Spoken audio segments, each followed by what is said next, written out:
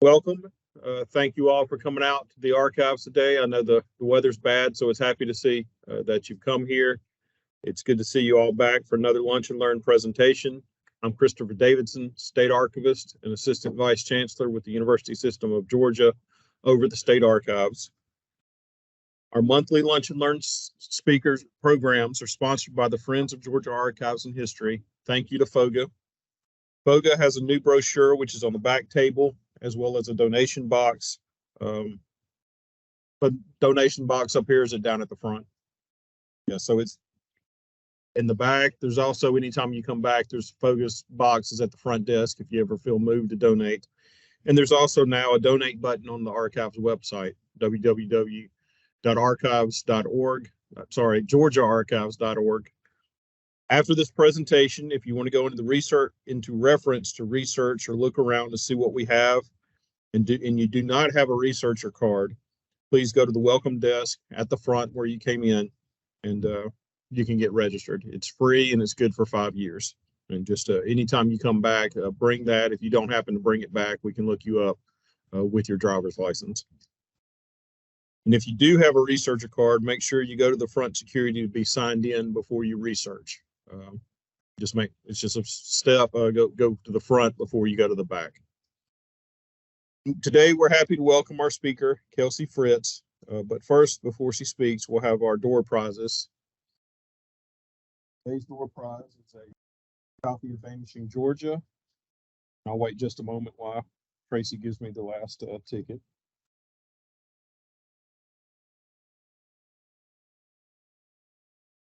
I'll shake them up real good.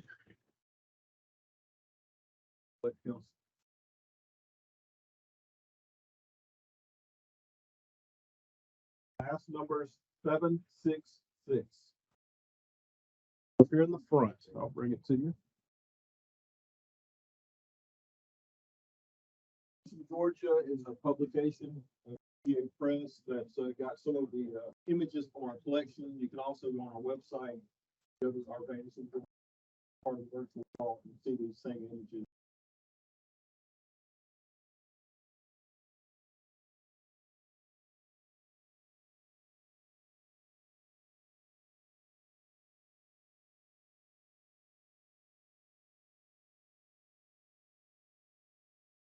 Kelsey Fritz, Museum and Guest Services Director, originally joined the center during a crucial period in its history, first serving as the collections manager from 2012 to 2014, and then as the museum director from 2014 to 2017. Fritz played an instrumental role in acquiring and leading the conservation of over 400 objects from the Jim Henson collection, and oversaw the development of the center's 2 new permanent museum exhibitions, the Henson and Global Galleries, as part of the center's 2015 expansion. In 2017, Fritz left the Center for Puppetry Arts to serve as the exhibition director for the Atlanta History Center. During her 5 years there, Fritz oversaw the development and installation of new, permanent, and rotating traveling initiatives, including the reinterpretation of the cyclorama and its related exhibits, and the new exhibit showcasing Atlanta's role in the 1996 Olympic and Paralympic Games. In July 2022, Fritz returned to the Center for Puppetry Arts, where she's now leveraging her experience in project management, content development, and museum and cultural organization operations to ensure the center continues to offer visitors unique and memorable artistic experiences. Fritz earned an MA in History and Public History from American University in Washington, D.C., and she remains connected to the local public history community by serving as an annual adjunct faculty member with Georgia State University, where she earned her BA in History. Welcome, Kelsey.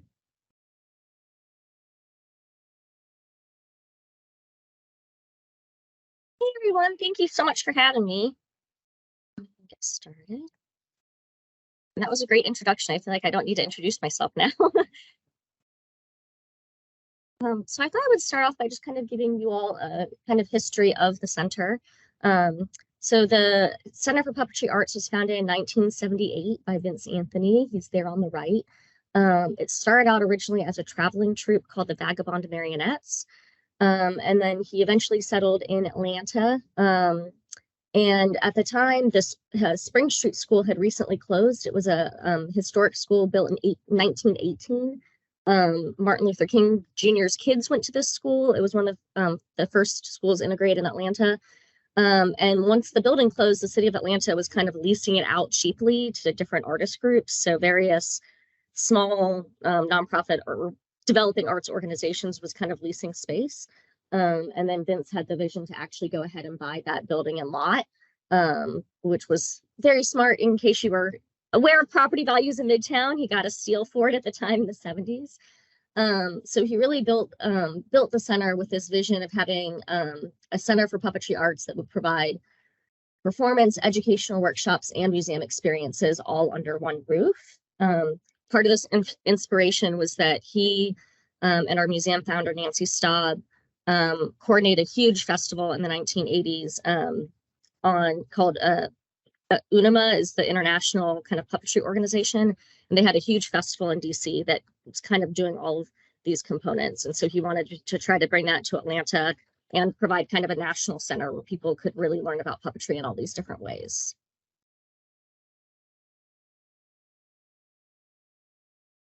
So the center kind of has three primary programming areas.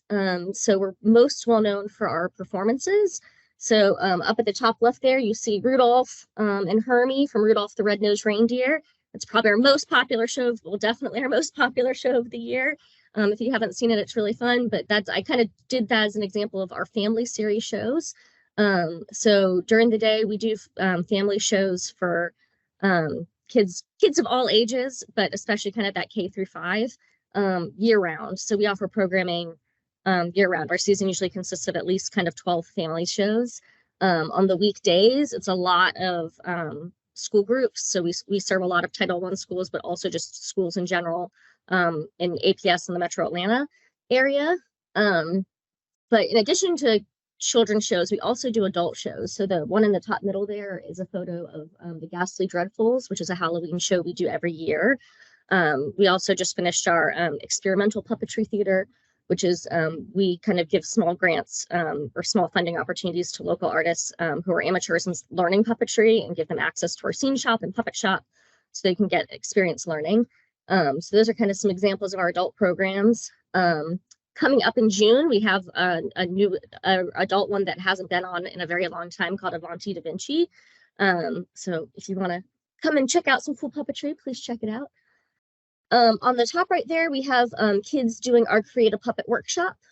So any person who comes to a family series show, it also includes our museum and our Create a Puppet workshops. Each Create a Puppet workshop is designed to be in conjunction or in coordination with the show that it is. So it gives kids and adults the chance to actually build and kind of perform their own puppet as part of their show experience. Yeah. No, but I can talk louder. But yeah, so that's our Create a Puppet workshop. So every workshop is coordinated to be in designed with our shows. So there, these kids are making little stingray puppets, and the show was the Little Pirate Mermaid. So having kind of a combo experience there. If you are a school group who comes to the center and does a workshop, you're going to have kind of a more teacher-led experience with one of our teaching artists. If you come as an individual, you're going to be more kind of self-guided with it. And then the bottom are our galleries, which is kind of the third primary thing that we do. So on the left there, we've got a photo of our Henson Gallery. We've got Kermit in there. That's the Muppet Show section. And on the right, we have our global collection. That's kind of in the Americas, so you can see a little bit of that.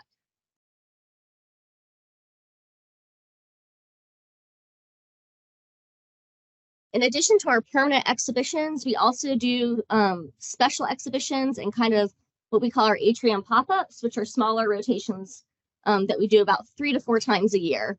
So on the right-hand side, you can see a photo of Where the Wild Things Are, which is our current special exhibit. We have puppets. The puppets you see there are from the 2009 film with that Spike Jonze directed. And then we also have some pieces from Amy Lukenbach, who did a stage show of where the wild things are. So that's kind of looking at the interpretation of using puppets to create a performance out of a book.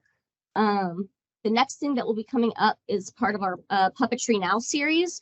So Puppetry Now is an initiative that we started about a year ago, year and a half ago.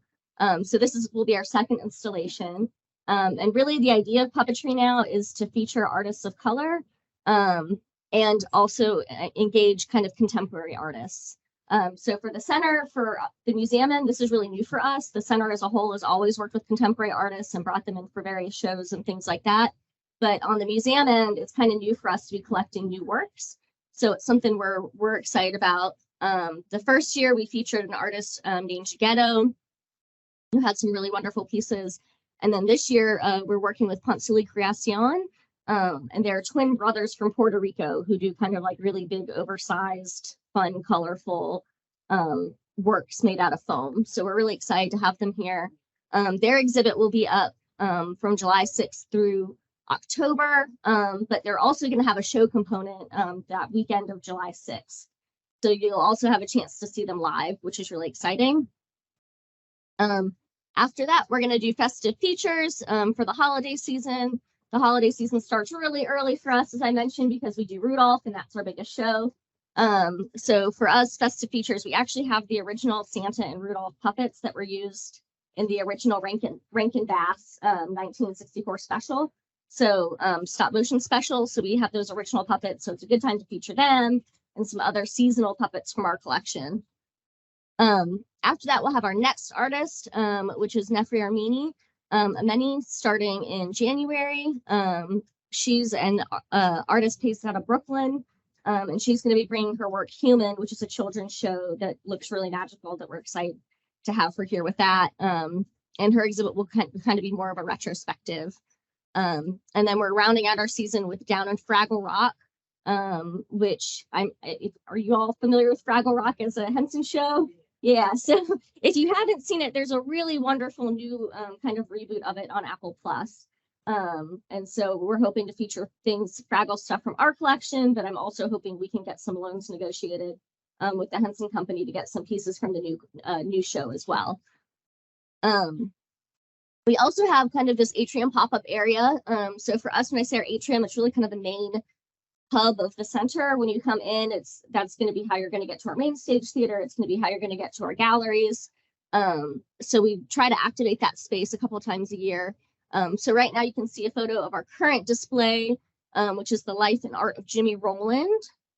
Jimmy Rowland was a Atlanta-based puppeteer who was very active in the 80s and early 90s. And you can see he's got some Pointer Sisters in the middle. There's a Carmen Miranda one on the end. We got some Yogi Bear stuff and then some Smurfs. So the bigger pieces are things that he would have used in kind of more adult cabaret style performances. And then the Smurfs and the kind of Yogi Bear stuff are things that he made for theme parks. So if you went to like a Busch Gardens in the 80s, there was a good chance that if you saw any form of puppetry, it was his. So that's kind of an overview of our exhibitions. But so we also do a lot of additional programming at the center. This is something we're really trying to beef up again after or since COVID.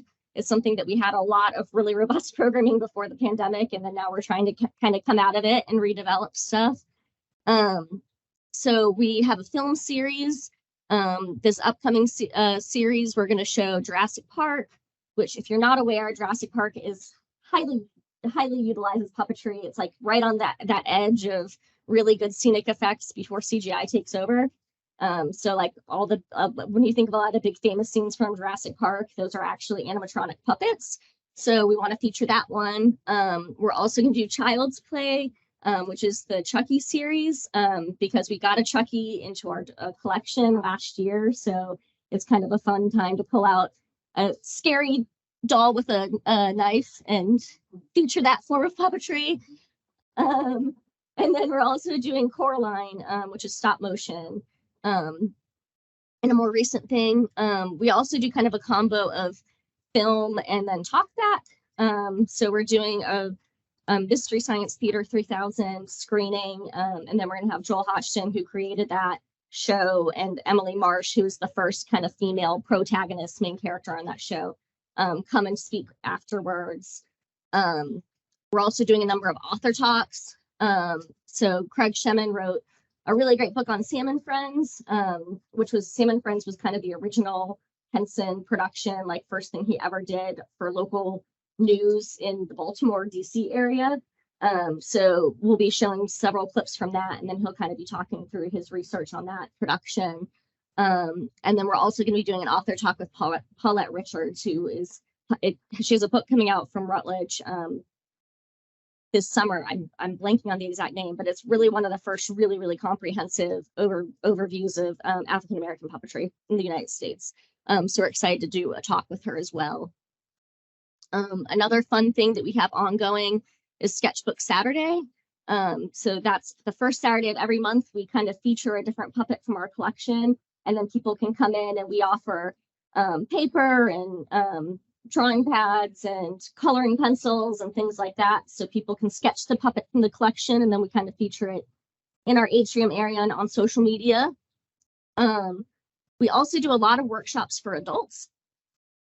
So we just recently did one that's kind of midweek, called Midweek Monitor Night, which would be where it's like we have someone come in who does puppetry for film and television professionally, and then you can learn from them and learn about what they're doing and how they do it and best techniques and things like that. So kind of a lot of ongoing learning stuff for people who are interested in learning more about puppetry. And we also have a really robust distance learning program. So our distance learning program actually started like 15 years before the pandemic ever happened. So it's something that we've been really engaged with for a long time. And that's kind of a whole program where we go to schools virtually, but it's not just a Zoom call, it's a live interactive experience. So oftentimes there's like a puppet building component involved with that. And then the teacher will have all the materials and be prepped for the kids in advance. And then like the workshop leader will teach them how to build it in the workshop. So that's something that's kind of unique to us that we're excited about.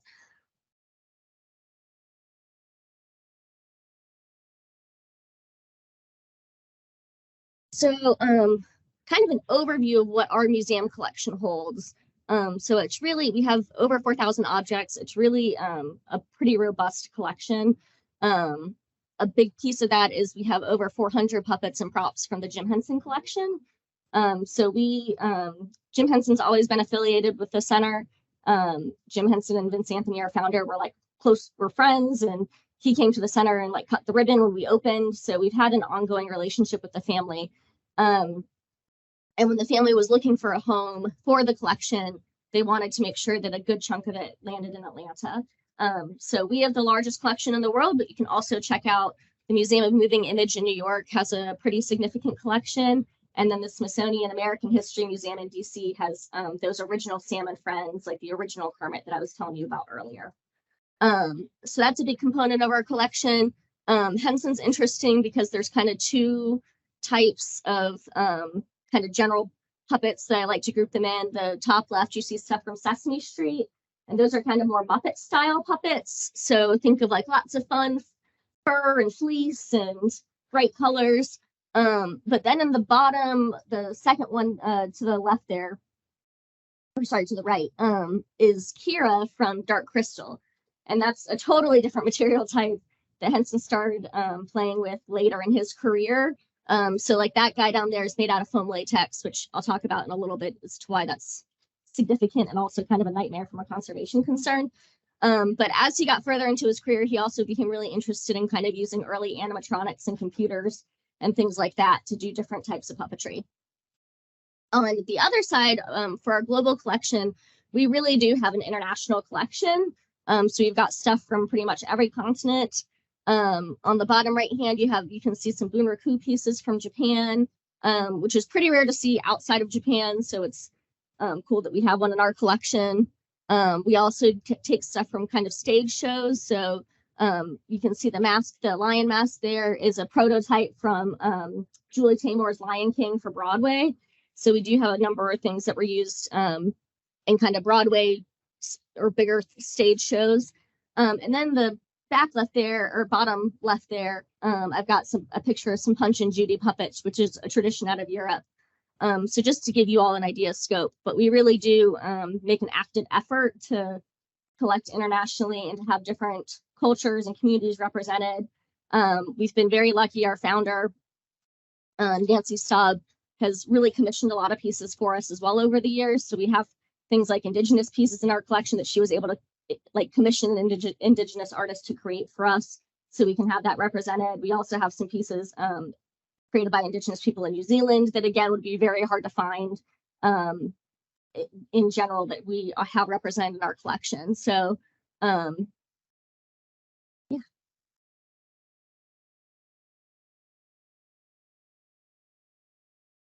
So one of the things that's most interesting to me about working at the center is that there's some really unique and specific conservation concerns. So when people build puppets, they're usually, or almost always, they are building them for function and performance ability. They really usually are not typically thinking about how will this last in 30 years, 40 years. That's not their first concern. Their first concern, especially for film and television puppets, usually they're like, does this look good on camera and can I make a quick fix? So one of the things that was really interesting when we got the Henson collection in particular was getting those things conserved and ready for display. Because something that's also interesting about our collection is that, you know, like if you go to a history museum or an art museum, usually you're looking at objects that may have once had a different purpose, but like you can just put them out on display and they look okay as is. But puppets are inherently meant to be performed. So like if you just look like in a box of like a dumped puppet, it's like not going to look nice on display. You have to like zhuzh it up and make sure it's mounted correctly and posed correctly so that it looks good and not just weird. So here you can see some examples of conservation work being done. So this photo on the top right there, that vase of dust, is my sand art of Muppet guts. So when we got in the Henson collection, all those bright fleece kind of characters I showed you earlier from things like Muppet Show and Sesame Street, the interiors of them were originally built with a foam called Scott foam, which again, for a puppet builder is great. It's super flexible. It's like cheap. It takes all types of adhesive well. Like, I mean, there's all sorts of reasons why you would use it for performance, but over time, it literally disintegrates into dust. So when we got all of the Muppets originally, their interiors were totally gone. So everything that would give like Cookie Monster his shape, or these puppets, their interior shape, which is kind of totally dust at that point. So we had to come up with a conservation solution. And perhaps not shockingly, most conservators are not particularly skilled in puppet building or know much about it. So we took kind of an unorthodox approach and hired 2 people who were highly skilled in puppet building, and then had workshops with kind of more traditional art conservators who could train them on materials. But then the puppet builders themselves ended up doing the actual conservation using archival materials and best practices. So you can see kind of in the top left there's a body form of like what would go inside of a puppet to give it shape once the interior is gone. So that's kind of replacing all the Scott foam that disintegrated with an archival foam that'll last over time. We also, in the bottom middle there, you can see those kind of white sticks. That's called lock line. And lock lines, it's actually like a weird irrigation tube used for irrigation stuff, but it's bendy and it's archivally safe. So we use that in a lot of our puppet arms so that we can pose them and bend them and again make them look not terrifying or weird, but make them look like the fun characters you know and recognize. And then you can see the little hand pieces is armature wire that we wrap again in like an archival fabric. And then that would be kind of reassembled. In the bottom right hand, we have our conservator Russ working on Didymus from Labyrinth. And Didymus kind of falls into that category of foam latex. So most of the foam latex that we have are from Dark Crystal and Labyrinth, which are both Henson films. And the difference with foam latex versus Scott foam is for Muppet stuff, it's the guts inside that goes, but the fabric outside is fine. Like you might need to clean it, but the fabric outside is usually in pretty good shape. So you can it's easier to preserve. For foam latex, it's the actual like kind of skin of the puppet that is foam latex. So when the skin goes, the more or less the puppet goes, and you're just going to be left with like weird armature and electronics inside the head that used to control it.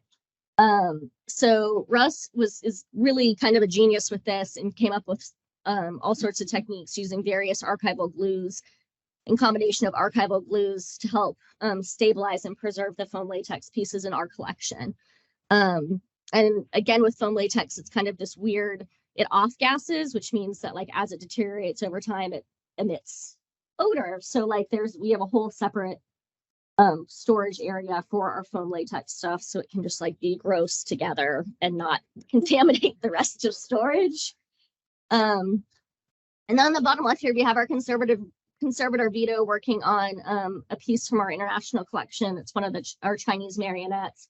And the international collection also needs conservation as well. Those pieces are more traditional kind of global puppets tend to be made out of better materials than the more commercial things used in film and television. So a lot of our international collection, it is more of a traditional conservation approach.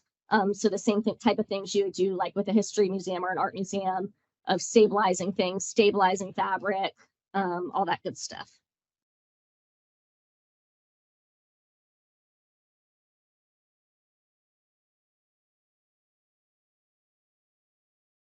And we also, I just wanted to make sure y'all are aware, we also do have the Nancy Staub Library and Archives. So we have books, DVDs, video footage, archival materials, all sorts of stuff related to puppetry, both in the US and also internationally. We have a fair amount of books as well. And oddly enough, a lot of puppetry books are actually really hard to find. So that's a resource that you might not have everywhere else. And we're recently really trying to engage collecting in that area in a way that we haven't as much before. So we recently took in like the papers of Bonnie Erickson, she was the puppet builder who designed Miss Piggy, and then designed a lot of the Henson pieces, but then also went on and had a really successful, she's designed the Philly Fanatic mascot, which is like one of the most iconic mascots. So also materials from her career. So we're really, I would say right now our collection is more generalist of general puppetry information. But looking forward, we're trying to specialize a little bit more and get prominent individuals, collections, and things like that to feature.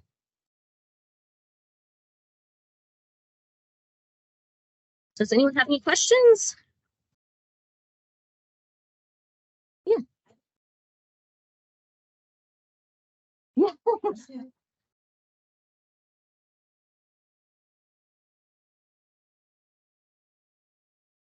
Yeah, we're an interesting collection. We're an interesting institution. I was telling Tracy earlier, one of the things that I think is most fun about my job is that we're really kind of a museum within a theater. So there's a lot of moving parts where we're very actively building puppets on site, building sets on site for our own shows, in addition to hosting traveling artists. So yeah, we do a lot.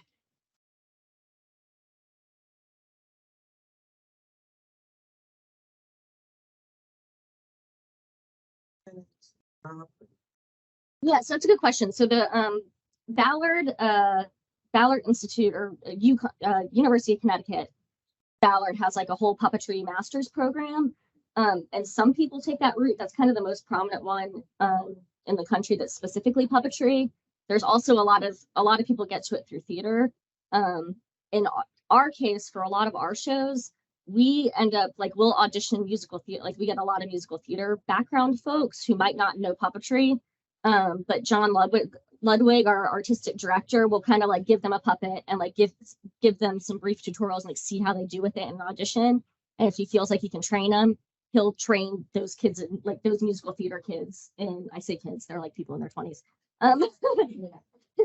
But like and then he'll train them in how to do puppeteering and things like that. So people kind of come at it from a couple of different ways. Puppet building is also kind of the same way. It's interesting because like right now we've been working with a lot of people who do like props for the film industry, but those same skills that they do to do other types of like artisan work can be applied to puppetry.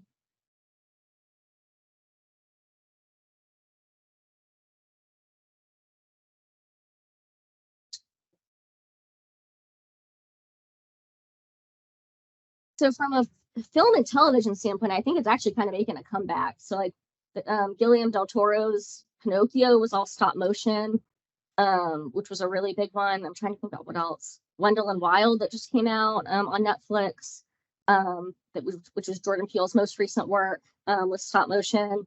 There's a lot on. I mean, I think streaming has really opened up a lot of funding for some kind of different projects.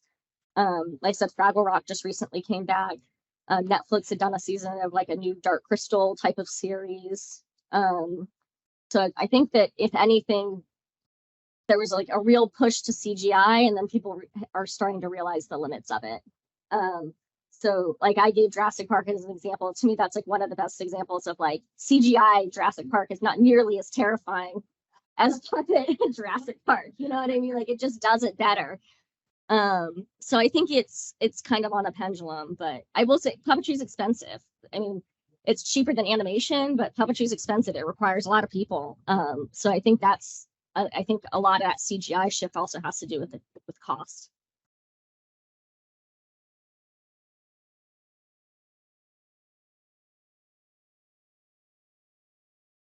Connecticut, yeah.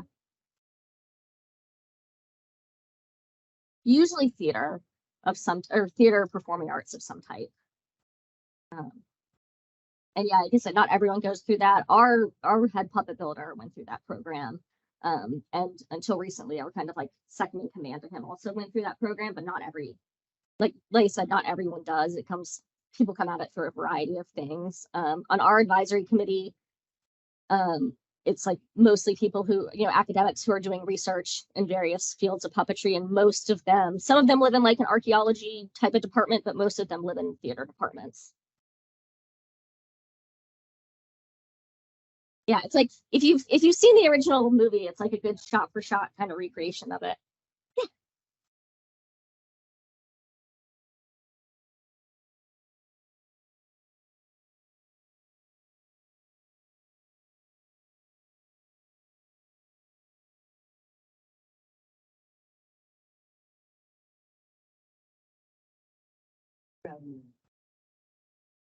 Yeah, so we don't right now. The Museum of Moving Image has a traveling exhibit of Henson stuff. Right now, we currently don't do traveling exhibitions, mainly because of frankly, limited staffing. I've got like a team. It's me, one collections manager, and a preparator. It's like our exhibit team. But yeah, so I unfortunately I don't think there's a lot of traveling stuff out there. We do from a performance standpoint. There's a lot, and from a kind of educational workshop. Yeah.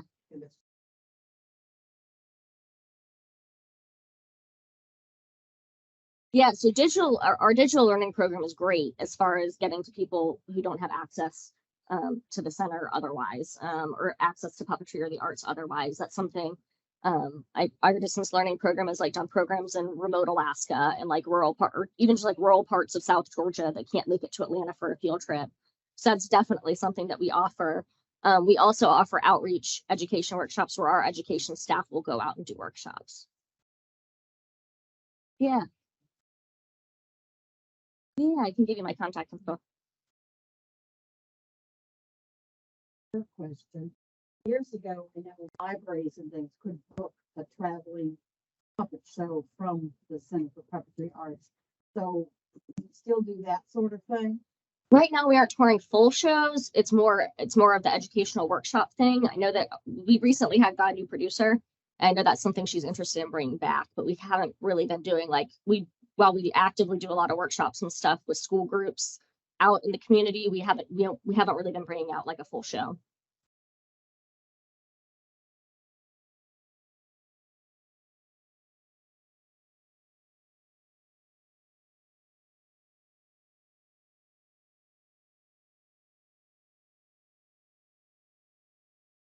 I don't know of a PhD program in puppetry. My guess would be a PhD in an adjacent field.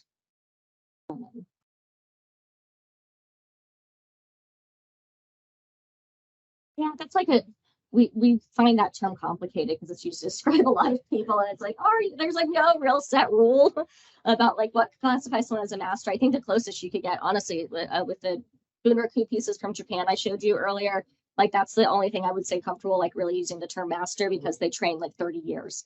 It's like 10 years on the feet, 10 years on like one arm, and then 10 years on one arm and the head. So that, I mean, that I feel like I can legitimately say is like a master's master thing.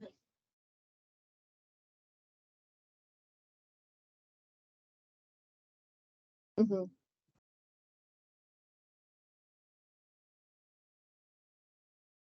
Yeah. Yes, we do. Yeah. So we have several, each show, yeah, each show is a different style. But we do have several marionette shows. We have several marionettes in our collection, which also I didn't mention earlier, but that from a conservation standpoint, because the strings get all tangled. Because people, like when you get a donation, usually someone's just sending it to you like via FedEx in a box. And it's Incredible skill. yeah. Yeah.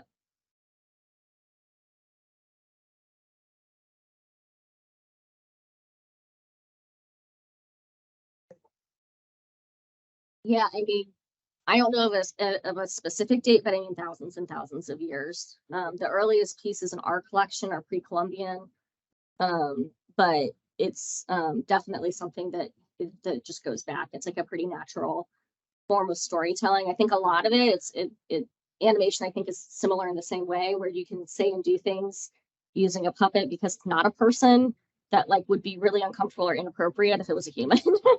And I think that kind of inherent storytelling aspect of it has all kind of always made it appealing.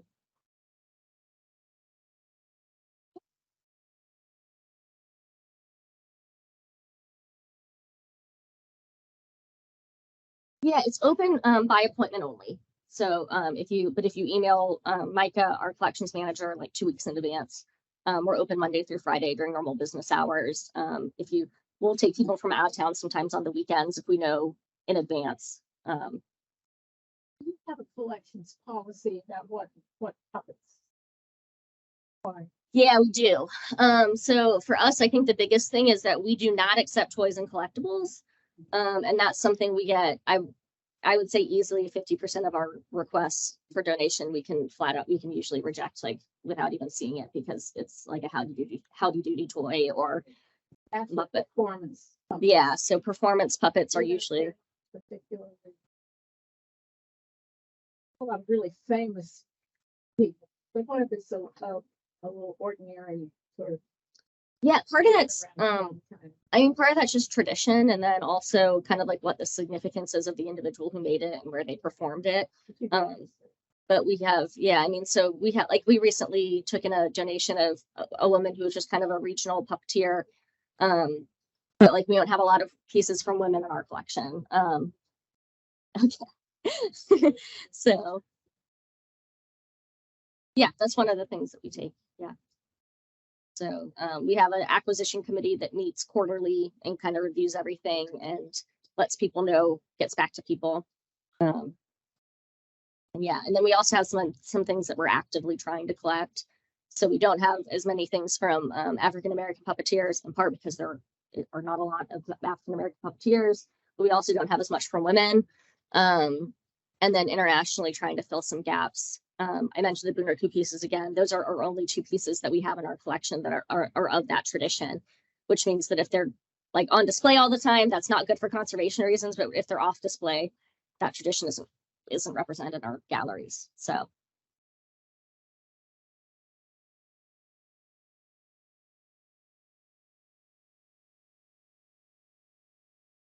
We usually don't. It's more so that we'll get inquiries. We haven't been as kind of actively outreaching on it. The vast majority of what we get are donations. We'll occasionally purchase something, or like a donor will purchase something for us. But that's pretty rare. Most of our stuff are donations.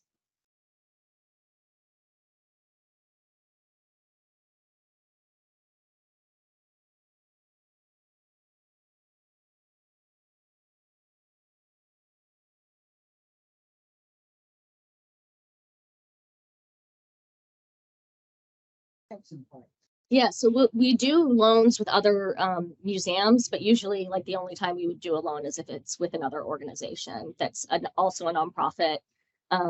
We have facility reports that you share so that we're aware of the security and all that stuff. whoever's lending it has to pay for art shipping and crating to make sure that everything gets there safely. So it's pretty, like, we don't really lend to non-other, like, to, yeah.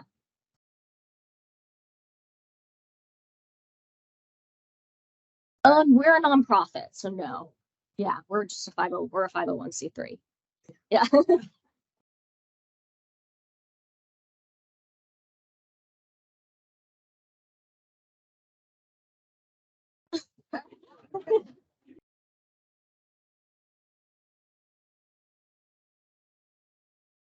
Almost certainly. I would have to put you in touch with our education director. I can't speak for her like off the top of my head, but almost certainly. Or we could do something. So, yeah.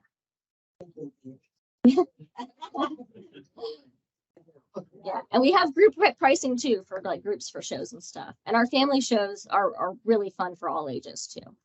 So it's not just I always try to push our adult stuff because everyone associates us with like children's programming, and I'm like, we do so much more than that.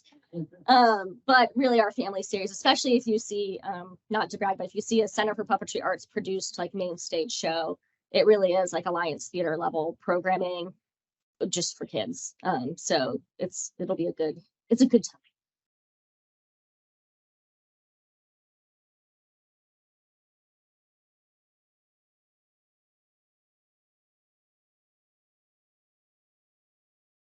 Oh, 15 minutes of, if anybody's got any questions. How long has it been here? yeah, so I was here, this is like my second stint at the center. So I was there from 2012 to 2017. The gallery photos that I showed you, that gallery was actually built in 2015. So I managed that whole project kind of through fruition and got programming up and running after the new galleries opened. And then I went to the History Center for 5 years and did kind of project management for their capital projects that they had going on. And then the opportunity opened up for me to come back last July, and it was a good time. It worked out well for me to come back. So.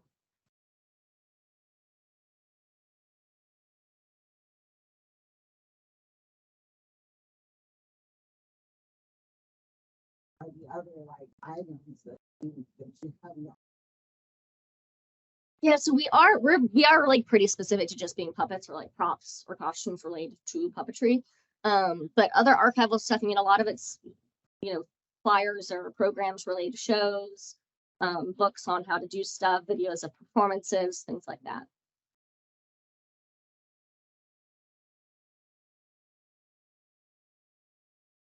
That's just when I started. The center's been open since 1978. Yeah, so we're actually pushing on our 50th anniversary. So it's pretty fun. People have been taking their kids there we're hitting the point now where you have grandparents coming who are taking their kids to shows, or their grandkids to shows, and they took their kids to shows. So that's pretty cool. Yeah.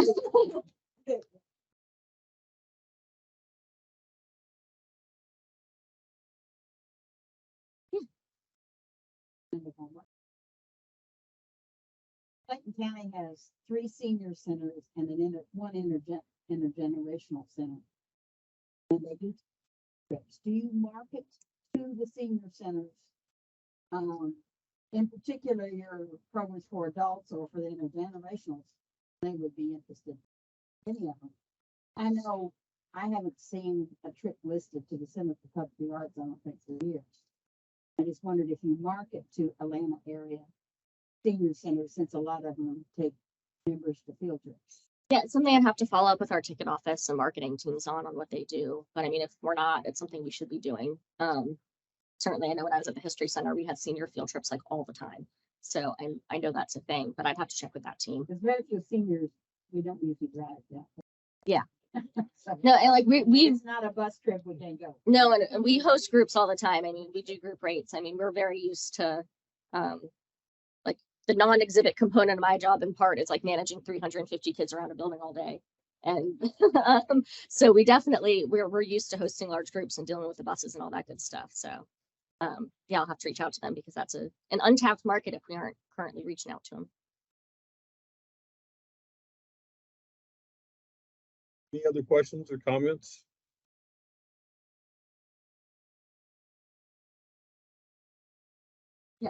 Yeah, so glove puppets, marionettes, shadow puppets, yeah, hand rod. I'm trying to think of everything. But yeah, so that all falls under puppets.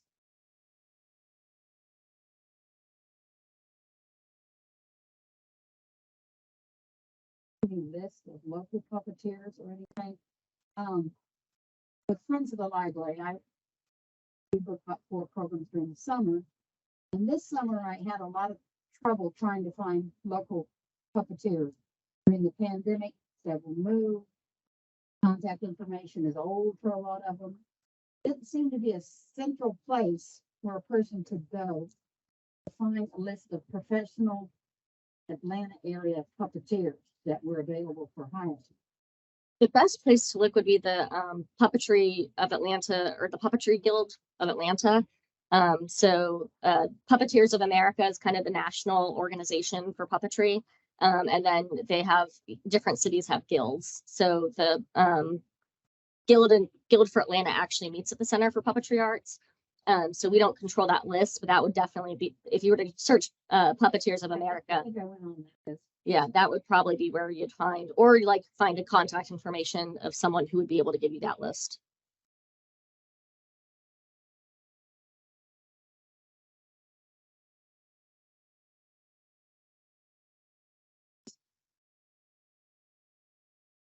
Yeah, so I have a really traditional museum background, meaning that I did, I'm hoping it's changing for the people under me, but for me, it meant a lot of volunteering and interning for free when I was in undergrad and graduate school. By graduate school, I was mostly paid, but you kind of do that and then go through usually a traditional humanities program for undergrad. I'm history, which is really common, but I think people come at it from other lenses too. And then usually, like to do my job, typically a master's is required in like museum studies, public history, or a related field. So my master's is in public history. But yeah, so it's kind of a combination of education and hands-on training. But that people like me who had to who did the legwork working for free while also waiting tables and then taking out debt to go to grad school. Now that I'm in a position where I can hire people, I'm like, that's crazy. You're not doing that. So like all of our internships have to be paid now. Like we don't have any unpaid internships. I personally in hiring, like will consider experience potentially in lieu of a master's because it's nonprofit work. So I think that those qualifications are changing, but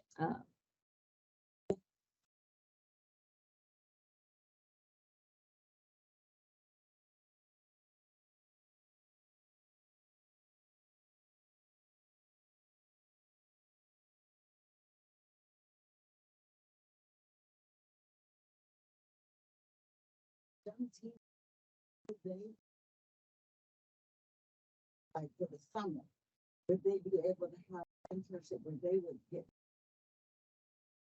we would at the Center for Puppetry Arts would probably want someone who's at least an undergrad or a little bit older. Yeah, I know that for like the History Center though used to do like a junior ambassador program. So some places do, but that's more like a volunteer thing where it's like if you're interested in history or whatever the museum is doing, you can go and do programs and lessons there.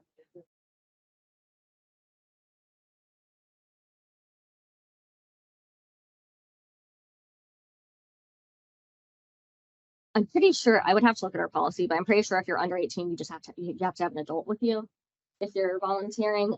Currently our volunteer program has been kind of on hold since the pandemic. We aren't really engaging new volunteers at the moment, mainly because we don't have a volunteer coordinator anymore. So we've been keeping it running with the people who were already with us pre-COVID, but we haven't been like actively recruiting, training, doing all that stuff recently. A lot of the time they're in our creative puppet workshops up in education. So helping them with supplies, but also just helping families who are making their little puppets alone or answering any questions they may have. Pre-COVID, we had a very active docent program of people who would engage guests in the gallery. We used to, again, like we have not done tours since COVID, but we used to have a tour program pre-COVID. So we would have docents help out with that. And then just otherwise engage folks in the gallery.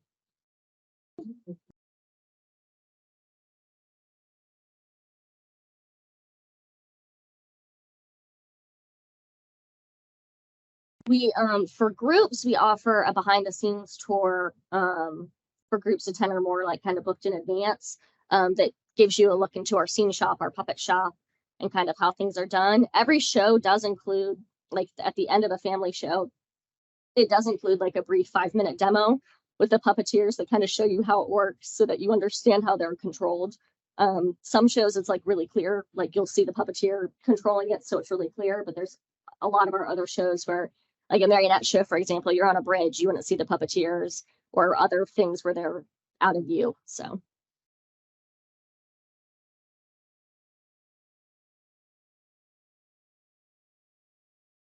Thank you, Kelsey, for a very interesting presentation. Yes. And thank you all for coming. As a token of our appreciation, we'd like to give you a copy of Vanishing Georgia. And again, a reminder, you can find images from the Vanishing Georgia photographs in our virtual vault. Real quick, I'd like to, because it came up several times about donations, one thing to think about as members of the public, as you maybe go to think about, should you donate to a facility, don't be offended if they don't accept your donation. It's not necessarily that what you're trying to donate is not of quality. It may not fit their collecting policy, or it may be something they can't take care of. As archives and museums, one of the things we really pride ourselves on is being able to provide access to what we take. And so if we accept something, we're really saying we're going to provide access to this in some way. And if it's something we can't provide access to, then it's not good for us to take. It may be better to go somewhere else where they actually can provide access. And so we have to think about those issues. Our next Lunch and Learn is our national cemeteries in Georgia, across the nation, and around the world by Jamie Mitchum, and that's on June 9th in the same room, same time. And you can still visit our current exhibit on Georgia's historic disasters and disaster planning until the end of June. So it's in the room down below us. Please encourage you to go through that while you're here today. We have 3 exhibits each year, and so we encourage you to come back. We also have a Lunch and Learn program every month in this room, same time, and encourage you to continue to come to that. And we're really happy you all came in. Thank you.